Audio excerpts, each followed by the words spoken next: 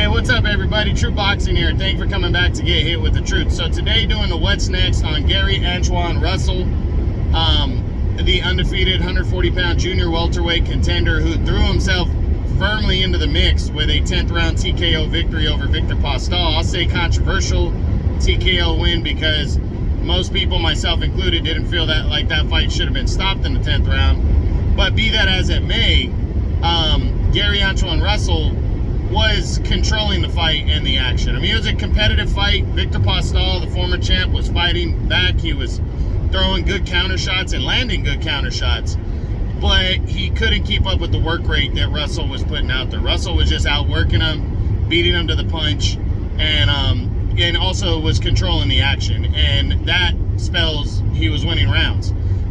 Heading into that 10th round, it was probably 6-3 at the best, in my opinion, or 7-2 in that range. Again, Postol gave it his all, and and the guy had a lot on his mind. He's got his family in the Ukraine with the Russian invasion.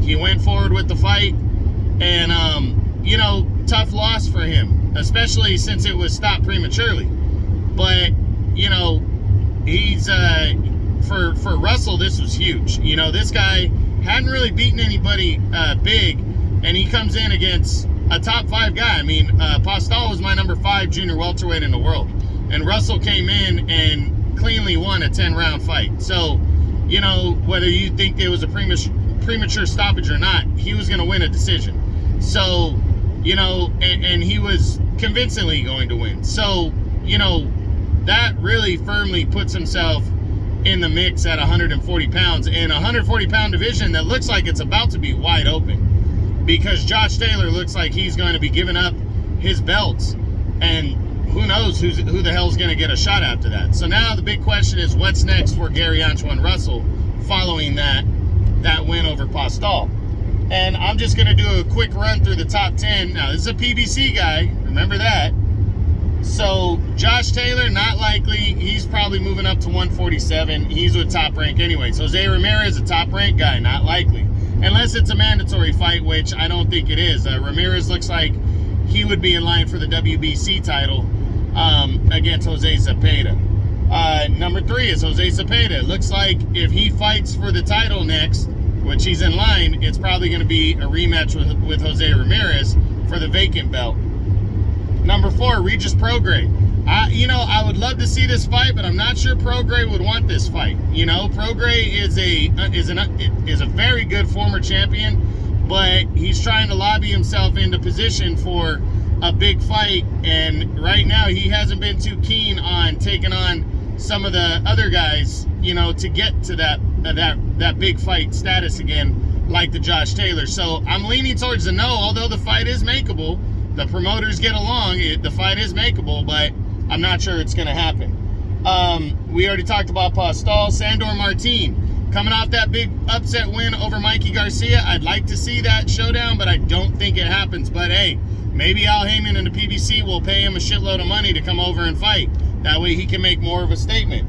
Mikey Garcia, doubt this happens. Mikey's not going to fight a young up-and-comer who hits hard like Russell. I don't see that.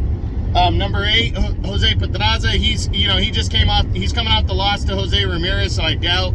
And he's also a top ranked guy, so I doubt that happens. And then the back of the top 10, you got Robert Easter Jr. This is a very makeable fight, but I don't think, especially after Robert Easter, I think he suffered gunshot wounds recently. I doubt it happens. And then number 10 is the undefeated Montana Love. I'd love to see that showdown, but I don't think the promoters want to match them up against each other right now. They'd like to let them earn it. So Russell, it's kind of up in the air. 140 with the PBC is not, a very desirable.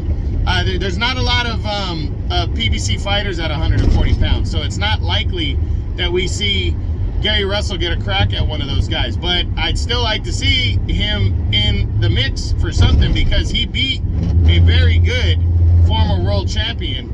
And, he needs to get compensated for that in terms of big fights, and also probably move up the ladder in rankings quite high. So we'll see how it all shakes out if Josh Taylor gives up all 4 of his world titles and guys start fighting for the vacant belts. We'll see how it all shakes out, but I'm hoping Antuane Russell gets a good, solid fight in his next one because he deserves it after that big win over Postol. All right, guys, that's the What's Next on Antuane Russell. Hope you guys enjoyed it. True Boxing, you've been hit with the truth.